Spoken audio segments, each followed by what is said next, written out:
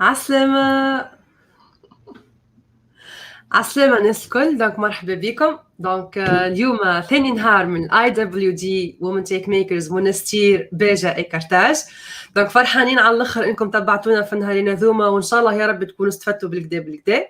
اليوم هذايا اخر سيسيون عنا اليوم، مش يكون توك زاد كالعاده كيما عاودنيكم توك انتريسون على الاخر وفيه برشا موتيفاسيون.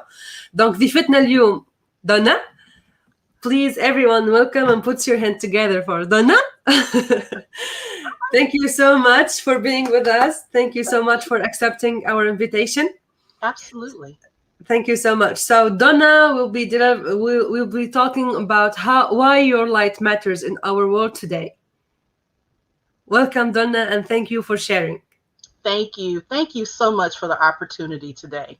Hello, everyone. My name is Donna Hailey, and I send you warm greetings from my home country, the United States, from the great state of Texas and the awesome city of Houston. It's an honor to be recognizing the International Women's Day and Women in Tech and the universal call for us to choose to challenge. Therefore, I want to speak to you about why your light matters in our world today. I'd like to share with you some thoughts on how we as women and young leaders in the tech field can challenge biases and misconceptions that prohibit us from being acknowledged and recognized for our achievements.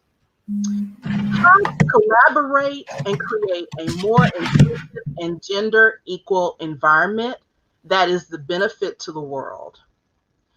And really how to demonstrate empathy and compassion for others. There's always been this fascination about light, whether it's sunlight, candlelight, lamplight. It's important in our lives. Just a couple of fascinating facts about light. It does have the ability to pierce through darkness. However, light is rich with symbolism and meaning. It represents sacredness, blessedness, holiness, purity, innocence, goodness, perfection, glory, splendor, grandeur, majesty, magnificence, greatness, wonder, intelligence, enlightenment, wisdom, the presence of God, joy and truth. And guess what? We are made of light. Therefore, you are the light. As leaders, we are called upon to challenge biases and misconceptions that prohibit us from being knowledgeable and recognized for our achievements. So we're going to take a moment to identify some common misconceptions and realities we as women and young women face on a daily basis. Now, some of these, I'm going to read 3 of them, are going to sound very familiar. Here's the first one. You are a strong and decisive woman. You're labeled as being pushy and bitter, better known as you fill in the blank. However, if you're a strong man, you're considered successful and confident. Here's another one. It is sociably acceptable for men to be ordinary, while women must be exceptional. And women of color must be better than exceptional in the workplace they produce in their profession. Now, here's another one. Assertive women, you know the ones who prepare themselves for life through investing in her knowledge, her education, and upbringing, who work hard in her career and seeks equal compensation for her efforts, often experience social backlash because their behavior violates the gender norms. And then finally, here's a big one. Technology awards and recognition often seem to derive from the well-organized relationship between masculinity and technology, particularly in terms of what we consider technical skills and masculine identity. Even in a work environment populated with predominantly men, women can develop opportunities to connect and build a sense of community to change these misconceptions. One way to let your light shine is to be a mentor. Now, mentoring does not have to be a complex process. It's as simple as you being open to telling your story to other women and other young women.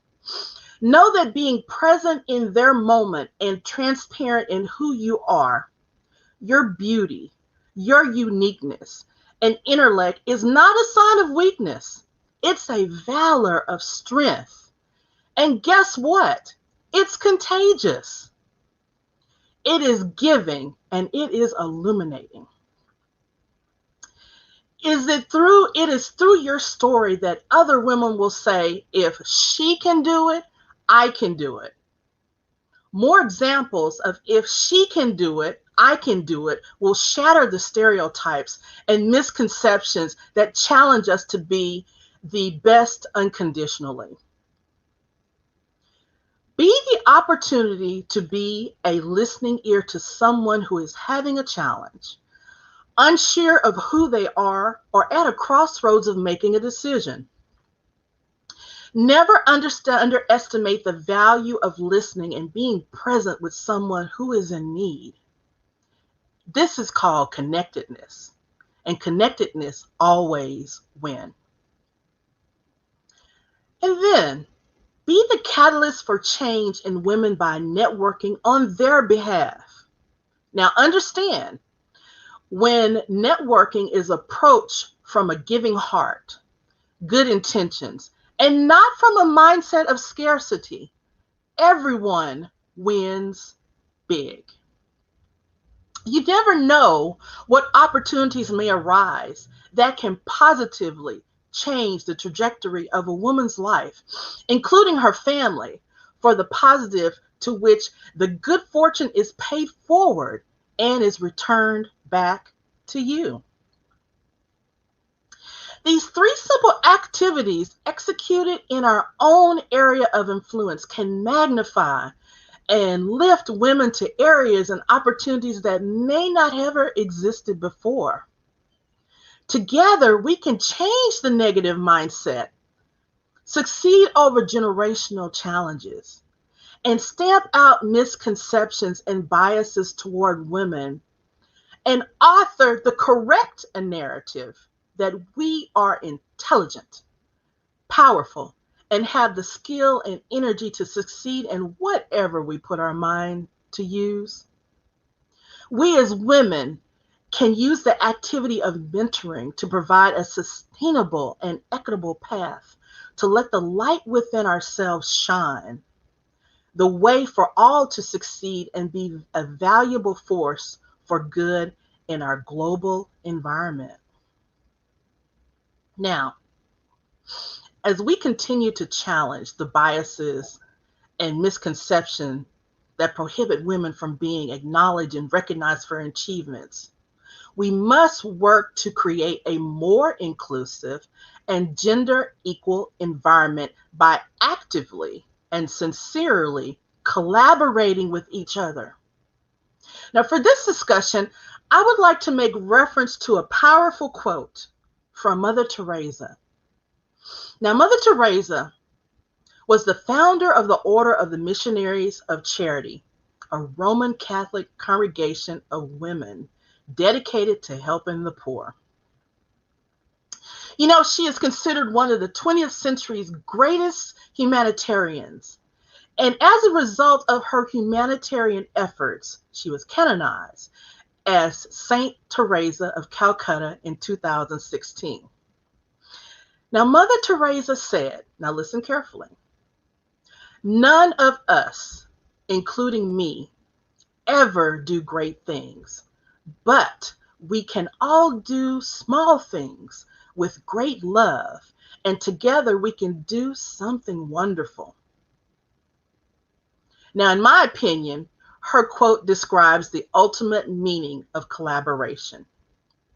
Therefore, being collaborative means that there is a connection between people that produces or creates value where all are recognized and appreciated for the work they've done together and the development of something special.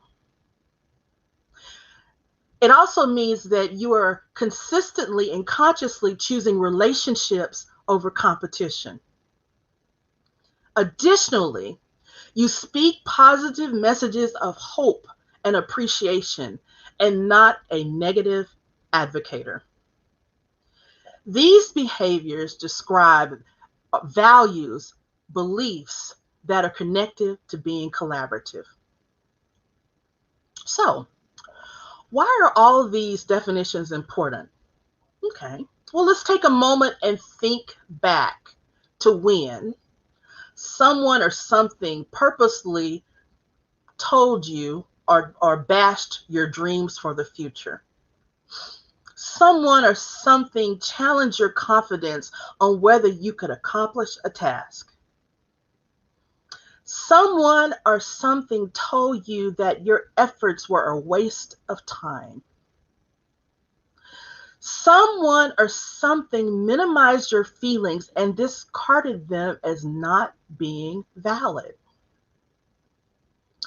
We have all experienced some of those examples, if not all of them.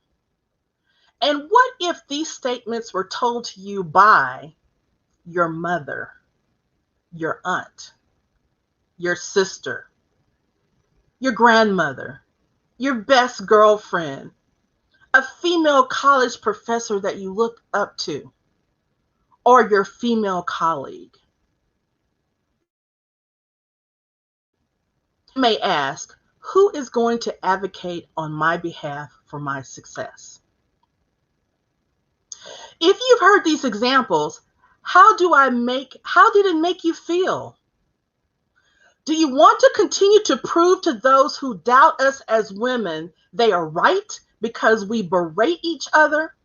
We dismiss the confidence in one another and not prioritize the importance of our well-being? Well, let me tell you a story. It's a story of me when I was 8 years old.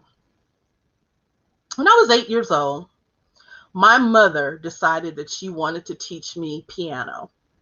Wasn't really a big fan of learning. However, my mother received her undergraduate degree in music, and she was a concert pianist. So she told me at an early age that she saw something in me that she felt it was important to develop for my future. So she started teaching me piano. And every day we'd have a piano lesson. And whenever I'd mess up, she would tap those hands with that ruler. And it was to a point where I said, Mom, okay, let me practice a while before we get back together. And she said, fine, no worries. Put your practice time in and we will go forward. So fast forward to me going into 8th grade. I was in junior high, about to go into high school. And my best friend, who had been in band since 6th grade, I was talking to her. I said, hey, you know what? I think I want to join the band. And she tells me, you know what? I don't think you're going to be able to make it. Everyone that's been in band now, they've been in band since they were in 6th grade, and you're coming in 8th grade, and it's just not going to work. And I said, well, why isn't it going to work? Well, because you haven't spent time in band. So I was very sad, and I went back to my mom, and I said, Mom, I don't know if I can really do band. She goes, Donna, whatever you put your mind to do, you can do it. So what I ended up doing was I went to my band teacher and I said, you know what? I know I'm new to band, but guess what? I have a foundation. I have a mentor. I have a collaborator, and it's my mom. My mom has taught me how to read music. I can play the piano. Is it a possibility that I could learn to play an instrument? And he said, you know what? I think you can. So here I am thinking I'm going to be able to play the clarinet like my best friend plays, or even the saxophone, because it's really kind of cool to play. But my band director gives me what is called a baritone. A baritone is, it kind of looks like a mini tuba, but it's pretty short. And of course, it's a part of the brass section. I was like, wow, a baritone. How interesting. But you know what? I said, this is my opportunity to learn. So I learned how to play that baritone. My mom continued to encourage me because she saw a light in me that needed to be cultivated. And she put up with the fact that every day I would go out to the garage and practice my baritone. So what ended up happening at the end of 8th grade, at the end of the academic year, there's always a band concert. And guess who was playing in the band along with her best friend, me, and the baritone? So I said, you know what? This is pretty good. I think I want to go on to high school band. And of course, my negative Nelly friend said, high school band? Everyone that's in high school band started when they were in the 6th grade. I'm like, okay, so yes, I've gotten a slow start, but you know what? I saw some promise. And I said, I'm going to tune out what she's saying and figure out how to exist. So I went on into high school band. And in high school band, some amazing things happened because of someone seeing the light in me. I took on different roles in band as an officer. I increased my skill and agility with my baritone to where I was sitting first chair ahead of all these guys behind me. It was a cool thing. And on top of that, through me developing my skills in band, my senior year, I was the first African American female head drum major. The first. Had never happened before. In a school system that was predominantly not like me, if you get my drift. And not only did I succeed in that, I went on when we went to state competitions where I had solos that was a part of our orchestra, where we won first place ratings and also competed on the individual level where I won awards for being first place and best at what I do. So I tell you this story for a reason. We have to be there for each other. We have to create a more gender inclusive environment, and it starts with us first. We must see each other as equals, first and foremost. We must seek opportunities to collaborate and to be united in our global calling for inclusion and equality. Now, I'm going to give you some other examples that can help you. You can ask your female colleague or friend or acquaintance in business situations to share more about a project or a product they're working on. That's a way to start. When you're in a meeting or gathering, ask your female colleague more about an idea that she brought up and why it is important to her. Express that you have a genuine interest in those around you to collaborate and take their work to the next level. This will foster an environment that recognizes women for their collaborative effort and acknowledge where credit is due. Often, this is a missed opportunity for women in tech due to unconscious gender biases. Be intentional in collaborating with other women in tech. This provides a path for our young women seeking to us for guidance to succeed. Change the narrative where we berate one another to where we collaborate for our well-being. With all of us doing our part, it all comes together in a mosaic of strength, intellect, perseverance, which are the keys to driving the initiative of a more inclusive and gender equal environment. And it benefits the world. Now, for my third point, how do we demonstrate empathy and compassion for others who do not see you as you wish to be seen? To demonstrate empathy, we must allow ourselves to see through the eyes of others. We have to listen with the ears of others. We must feel the heart, their heart, through ours. This is a challenge, especially when empathy requires us to be non-judgmental when so many other factors are judging us. So what does it mean to be non-judgmental? It means that you have to be open and devoid of any personal thoughts or prejudgment of the matter. To be non-judgmental, it demonstrates to others your openness to be receptive to what they're feeling and experiencing.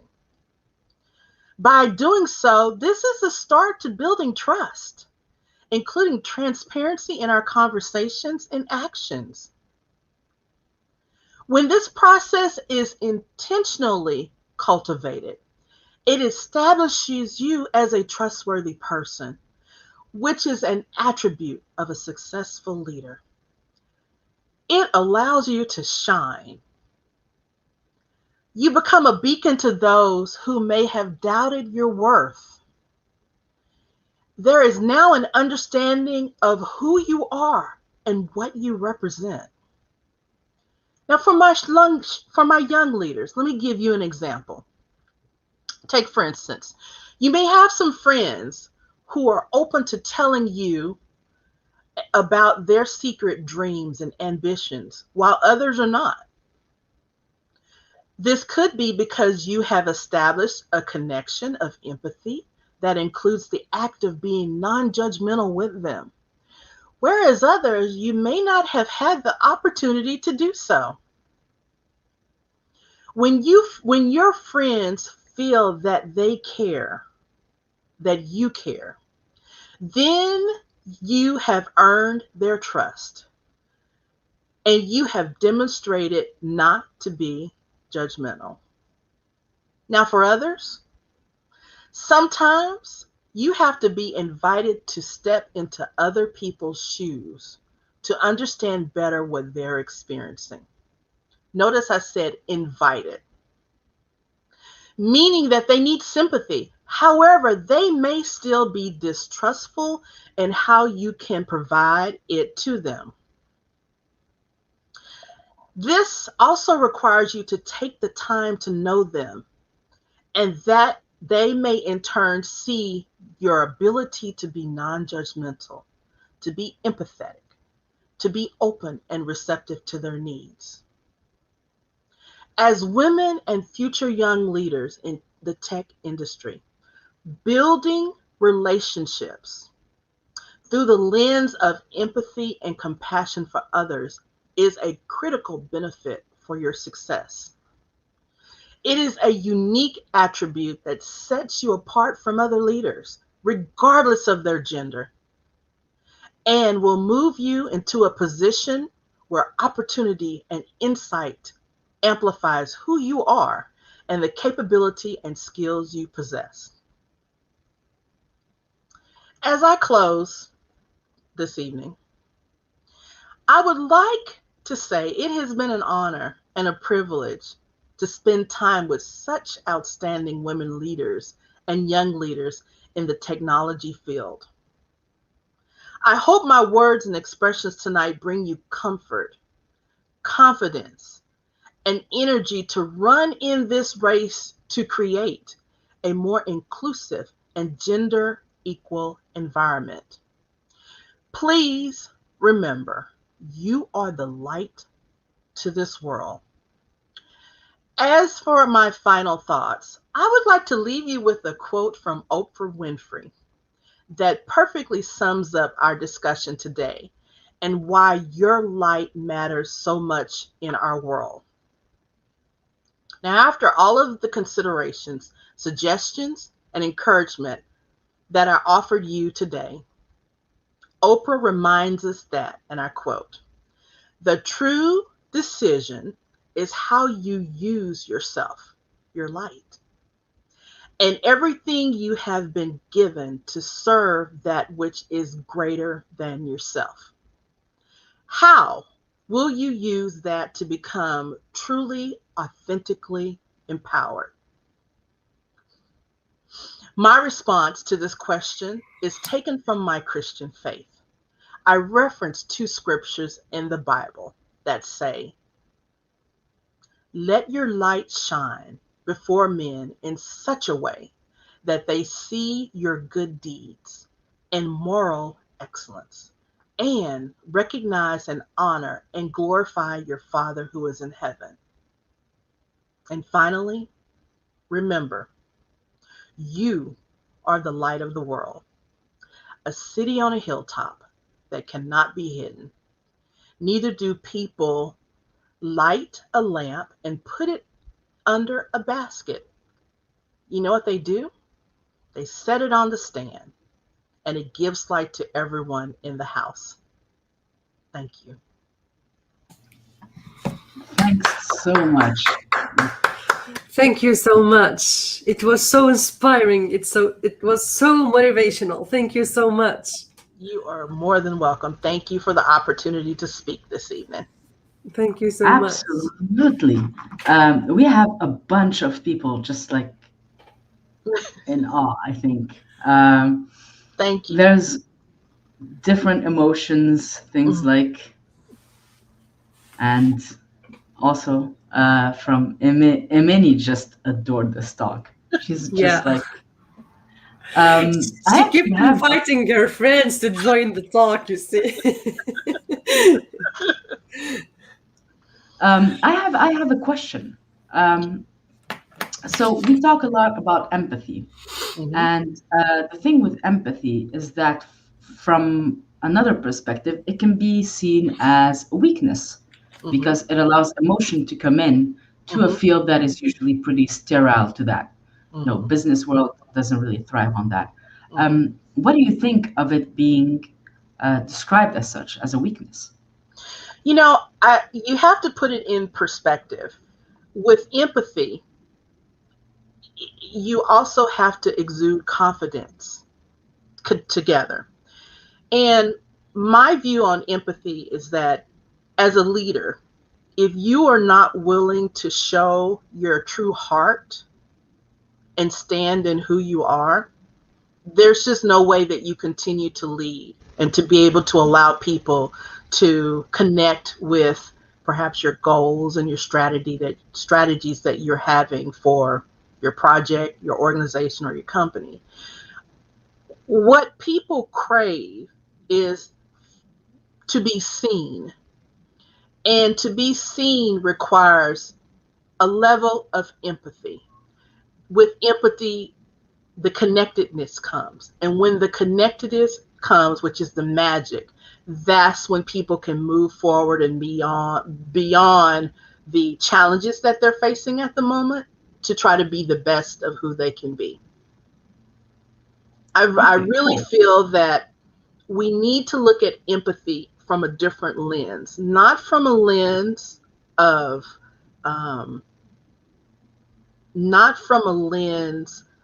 being violated, but from a lens of being vulnerable and open to connect.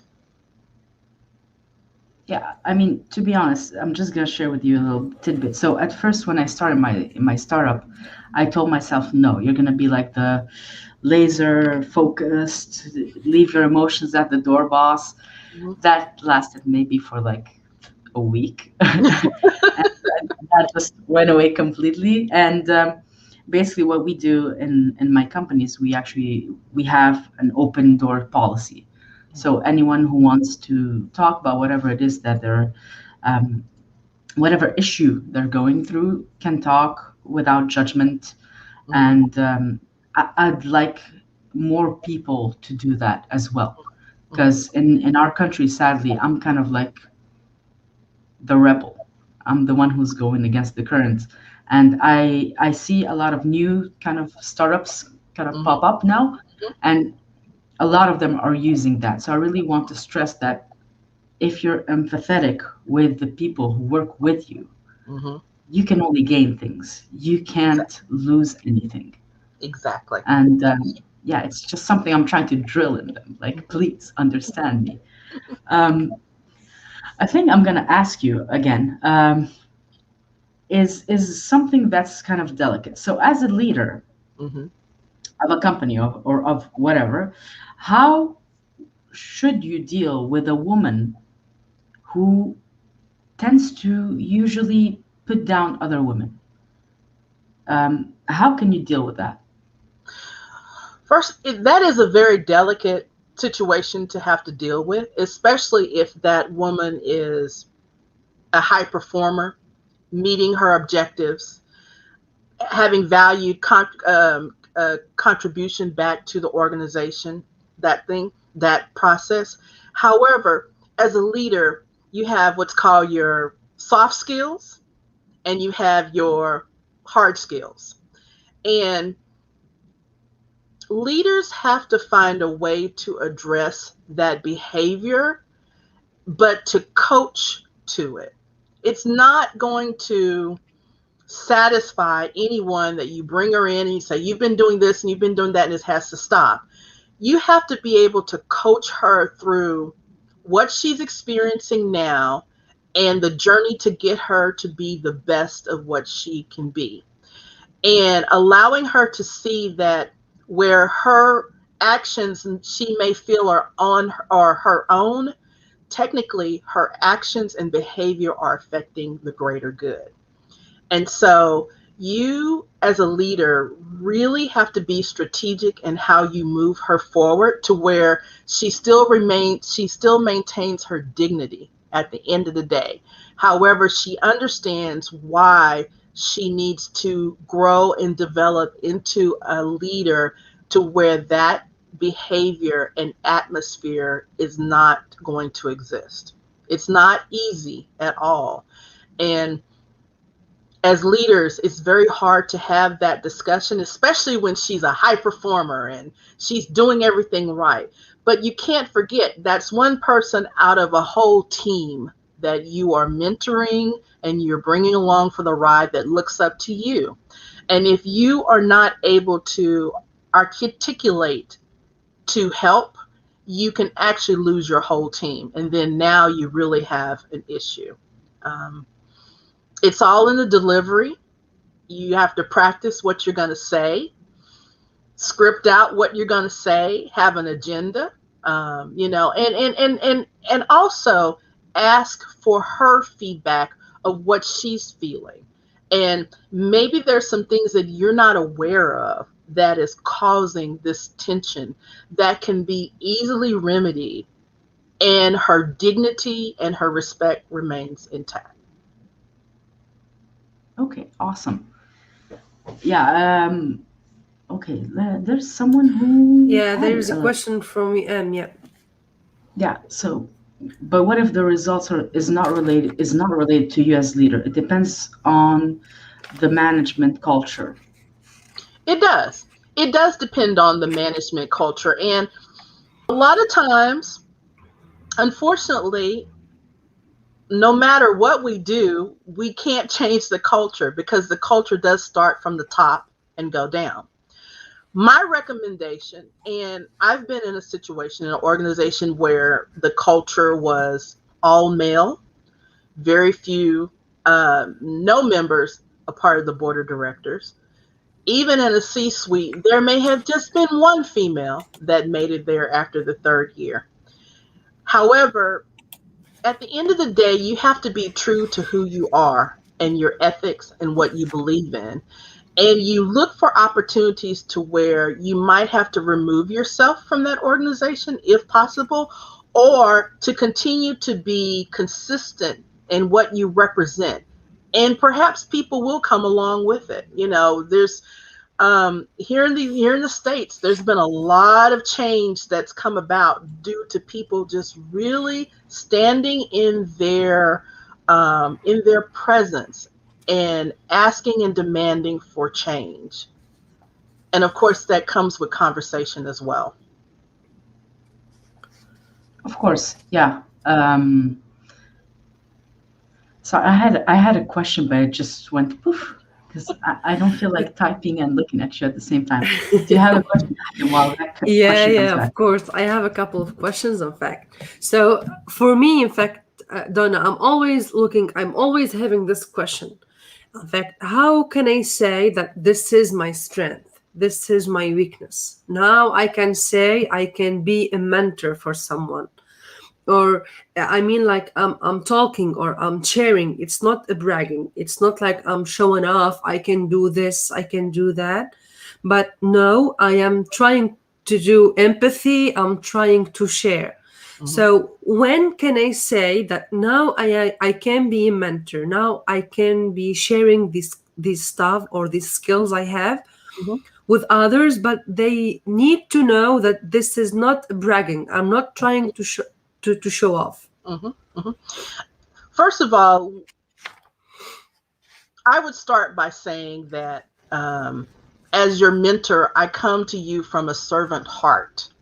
And that means that I am here to listen more than to talk.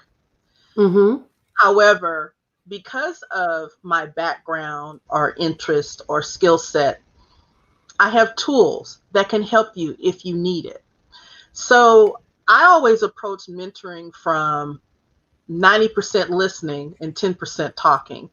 And when I approach it from that angle, I don't come across as being Miss Know-It-All. I think the key to mentoring is being an incredible listener, because a lot of times as you're mentoring, your mentee comes up with their answer. And sometimes they just need to be able to talk it out to a person that's non-judgmental, however, understands what's going on in their environment to make a connection of what they need to do next.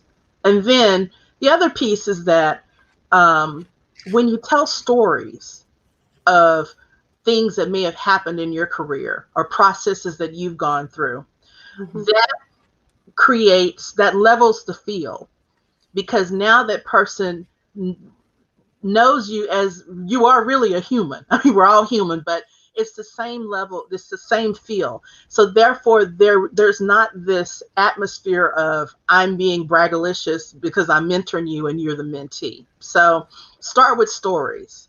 Start with things that may have happened. That's where the whole transparency piece comes in. And that's something that you have to work up to have the courage to be. And if you approach it from that manner, you won't ever doubt yourself as being braggalicious. What'll happen is that you're going to be very relevant. FYI, I adore the term braggalicious. Braggalicious. It's an American term. I never heard it. Like I'm Me too. This much is the first time. Yeah, me too. I know the Beyonce version of it, but braggalicious, never heard it. Cool. Ahlim, go for it. Yeah. This is it for me. In fact, I'm always having this question. I'm always trying to say these are my accomplishments. In fact, I'm always saying my name is Ahlam, and Ahlam means dreams. So I have to accomplish and I have to achieve my own dreams, and by experience and by trying to accomplish these dreams that I have. Now I can say that, okay, I'm capable to share this, and I'm capable to say it to all the world, in fact, that I have this kind of skills, or now I can do this or that. You know, but if I can also add, one of the things that we have to remember as humans is that there's always going to be someone that's smarter than us, prettier than us. There's always someone that's going to be that which we currently are not. And the approach that we have to take is, once again, to be open and receptive to what we can learn. Because right behind us, there's someone that's saying, I'm not like her, but I want to know her, you know? So we have to release that mindset that, you know, I can't make it because they're so much better than me. Have the mindset that I want to learn from you. It's very hard for me to admit that I have a skill set that I'm not very good in, or I don't know. But if you work with me and collaborate with me and not be judgmental to me, I can learn from you because I want to. And I know you have the skill set. So you do not have to, as the mentor, come in with the mindset, I don't want to be braggalicious. You're not. When you've learned that skill, it is important for us to share back, period. And if we don't share back, we don't move forward. Yeah, exactly. Yes, exactly. It's always, for me, I'm always saying that sharing is caring. So it's always about sharing. Mm-hmm. If our male counterpoints don't have an issue with this, we as female leaders should not have an issue with it as well. Yeah, exactly. Yes. So, Yes, it is I. Okay. So next question. How do you think a young leader can nurture their culture of empathy so that it becomes kind of a company-wide sort of thing? It starts with, if you say you're going to do something, do it. If you say that you're going to have something ready by a specific time, keep your word, keep your commitment. It's just that simple. And building that foundation of keeping your word and demonstrating and the behavior that accompanies that can help in that process. Now, it doesn't mean that there may be opportunities where you might not meet a deadline, but that's when conversation and communication should come in. And that's when you can say, you know what? I made a commitment to have this done, but I'm a little short in time, and here are the reasons why. And this is what I can do going forward. So when you start with honoring your commitments, and if you say you're going to do something, follow through and do it. And when you consistently do that, it creates a behavior that allows people to see who you are and to be able to not only tap into who you are, but to be able to, but know what your character is about. So it's about the character. Okay, next one. Um, okay, this one is a bit tricky because empathy can be seen in two ways, but I'm just going to ask it anyway. So empathy can be draining. Okay, some days where with my open door policy, I have 5 or 6 people coming to me with whatever life issues they have at the moment. At the end of the day, I'm like, please, God, like help me out, or I need like a whiskey or something, just anything. I need to relax. But how do you suggest a young leader coping with that? How do you think is the best way for someone to be able, because, as you said, you're kind of their light Mm-hmm. and they're drawn to you. Mm-hmm. And the thing is that you want to keep the trust going. So you want to be there for them, obviously. But I know that a lot of people kind of struggle with how not to get completely drained. Mm-hmm. So if you have any ideas about that. Well, I'll tell you some things that have worked for me. And, when you are connected to people and you are,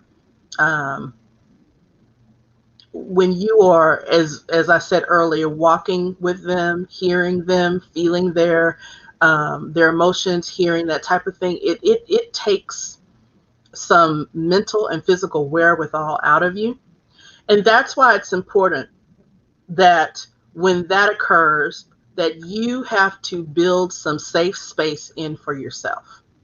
So it means that when you are at home, do something fun, do something different, disconnect, make it about self-care for you.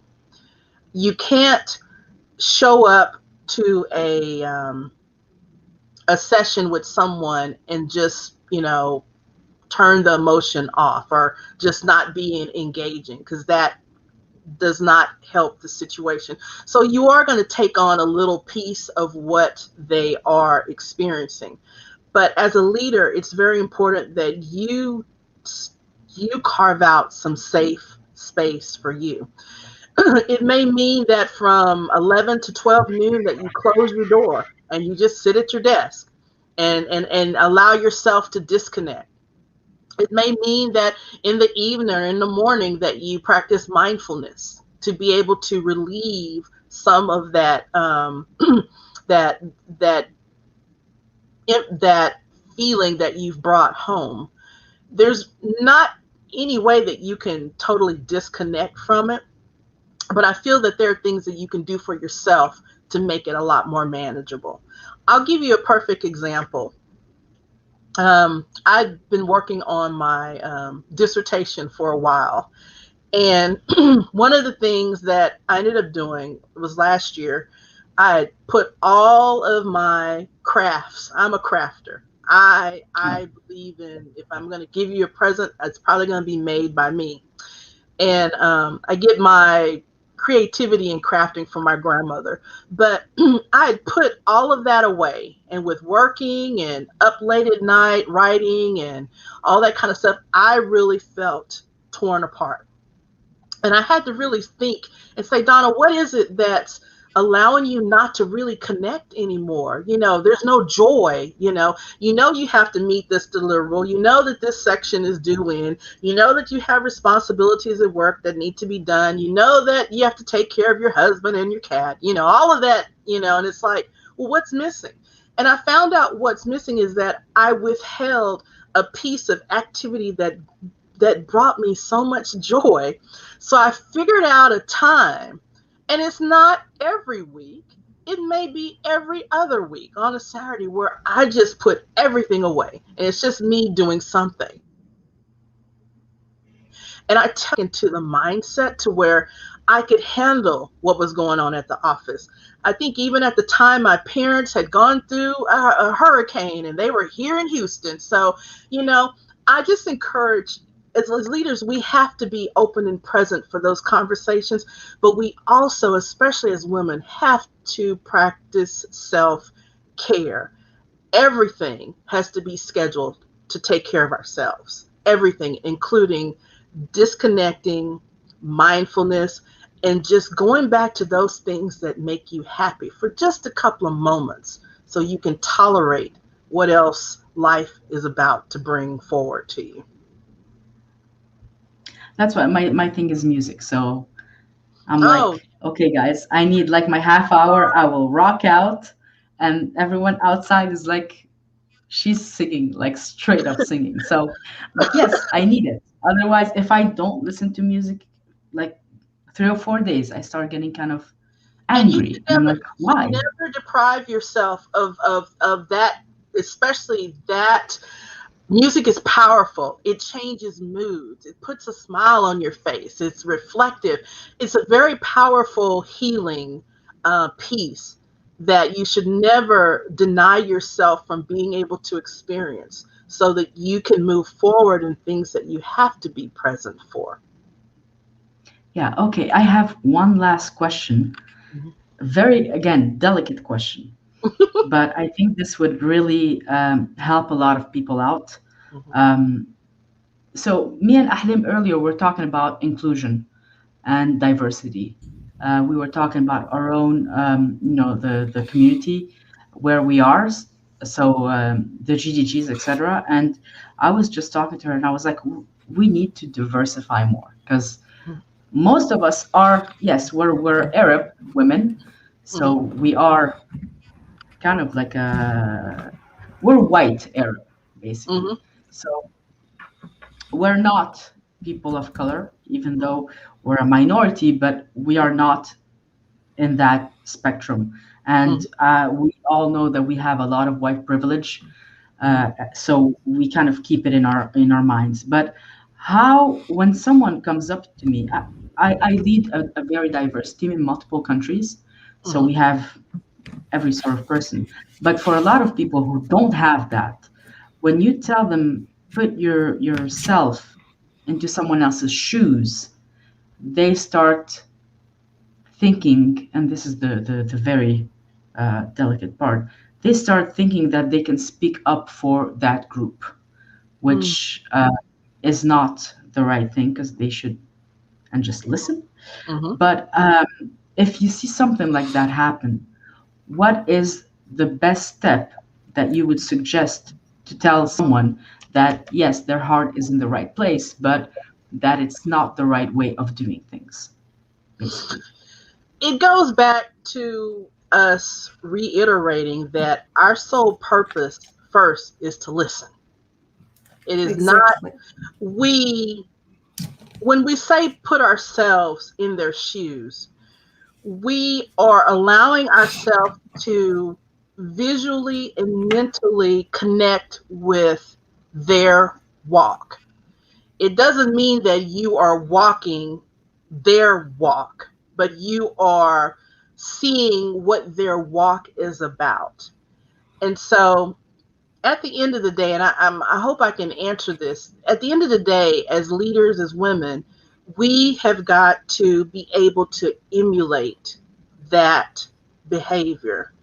And if we continue to be there for each other, emulate that behavior, and let that person's light shine, a lot of the issues with inclusion and diversity will now have the ability to change. So it's not about jumping into their shoes and driving it. It's about you as a leader showing that you are seeing who they are and what they're going through, and being there to be a listening ear. People just want you to listen to them, you know. Then the conversation will go on to feedback, but be the listening person first. And as a result, you will find the opportunity to have continued dialogue about it. Okay, awesome. For me, I'm always trying to say this. I'm Nice. sharing with you my desktop. In fact, I'm always saying that we are stronger together. Mm-hmm. This is why we are always trying to be inclusive, and we are always looking to have that diversity in our groups. Mm-hmm. So please join us. Please be a member of the family. Absolutely. I would love to be a member of the family. Yeah, you're welcome.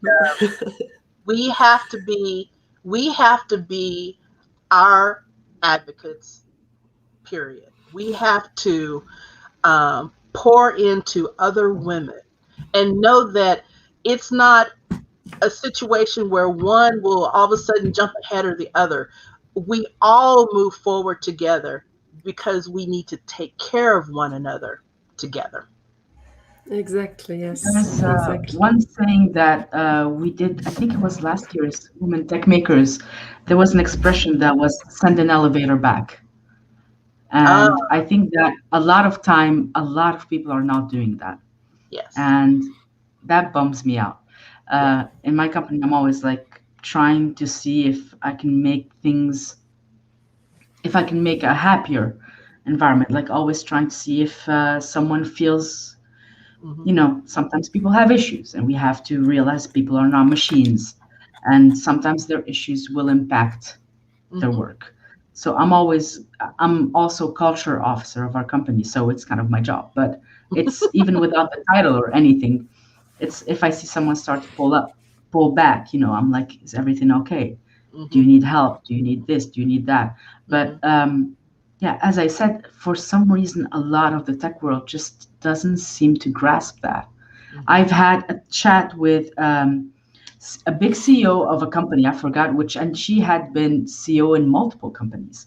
And I asked her, this was maybe 2 years ago, 3 years ago. I asked her, listen, is there, like, I know all my employees I actually don't even like the word employees. All my teams, Mhm. I know all my teams' families, like Mhm. husband, wives, Mhm. partners, boyfriends, whatever, Cat, kids, pets. animals. Yeah. Yeah. Some of them actually brought their animals to the office. Grandparents, like uncles, everything. Like I if I have a talk with someone, then at the end of the call, I'm like, say yo to your hubby or whatever. Mhm. And I spoke to her. I asked her what she thought of that and how I could kind of put a boundary that I shouldn't go Mhm. over. That sometimes it becomes, you can become too friendly, and then it's like, Mhm. you know. But what she told me kind of shocked me, and I was there with one of my teammates. She said, "Oh no, no, no! I don't do any of that. I don't know their husbands. I don't know their families, and I don't want to know." And it kind of took me really aback. This was in the US because it was always about inclusion and diversity. Yeah, it was in the US. She's an American, but she said that kind of blew me. Like I was like, what the heck? Like this is not what everyone keeps saying we should be doing. And I just remember turning to my teammate and being like, "Do you guys want me to become like that? Because I can try." She's like, "Oh no, no, please no." But to see that in the 21st century, we still have people Mhm. who don't know the names of their teammates.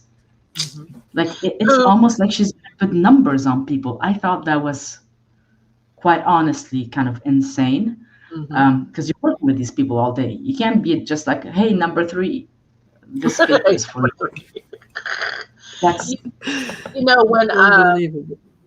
doing things like when you're in a one-on-one session with someone and the your teammate may say, you know what, my daughter's graduating in May on May 29th, oh, that's wonderful. And you secretly type that in your calendar. And then when May 28th rolls around, it's like, oh, just want to say, have fun at your daughter's graduation. They're like, wow, you remembered? Or something about, you're having a session with someone and someone mentions, my parents are about to have their 40th wedding anniversary next week or whatever, and you kind of slightly make a little note about it, and then when it comes up, you know what, Scott, tell your mom and dad happy anniversary. They're like, what? It's those little things that we have to continue to, as Mother Teresa says, start small, but be consistent. Just little things, just over time. And we have to be patient because, Rome wasn't built in a day. But, Yeah. just the behavior, the consistency, little by little, it just will expand to where it's going to change. And what will happen is that either she's going to have to change, or the process will move her our person that have those skill sets to be able to manage an organization effectively. People want to do a good job. They want to do their job, but they want to be recognized for the person that they are. And women want to be recognized for the contribution that they exhibit on a daily basis. So we have to start with us. We have to be our own advocate, and we have to be consistent. absolutely, yeah. Absolutely, Because, yes. like I said, Yes. it kind of that talk. I just went out of that talk with like, what is happening? Like, this is not what I've been doing, and this is not what I've been told is the best way of doing it. But she's successful. Like she has like 10 companies she ran, and I'm like, Yes, but you are this is weird. successful. You are successful in your organization because you know how to meet the needs of your team. You know how to reach them where they are, and you are the beacon to which they look to, and they respond through those soft skills that you exhibit, through your conversation that you have with them, and your connectedness with them. And that's important. And that's your leadership profile that works well. I'm happy with it. They seem to be Yeah. happy with it. It's really amazing to hear this. Ahlam, do you have any more questions? No, thank you. It was amazing, Donna. Thank you so much for sharing. Absolutely. I wrote down many things. I will try to improve myself to be a good leader and a good mentor. So thank you so much for sharing. Thank you so much. It Absolutely. means a And lot to me. thank you. Thank you very much. Thanks so much. And hopefully we'll have you back soon. Maybe in Yeah. person. Who knows? Yeah. In After person. COVID Yeah. times. Oh, Yeah. yeah. That would be good. Have Yes. passport. We'll travel. Oh, We will please, work on God. that. I am waiting for it like you could not imagine. I'm like, I need to travel again. But yeah, it was really great having you here. We will go forth and spread the light and help our, well, for me it's not just female coworkers, it's all of them, because some of them Male are and shy. female. Yeah. Exactly. So I'll try to get all of them to shine their lights, and I'll keep trying to be the leader that they need, and hopefully things will go fine. And yoga, yoga is a thing. Yeah. But thanks so much, Donna. I hope you have a lovely day, and we'll Thank. have you back hopefully soon. All right. Thank you. Hope so.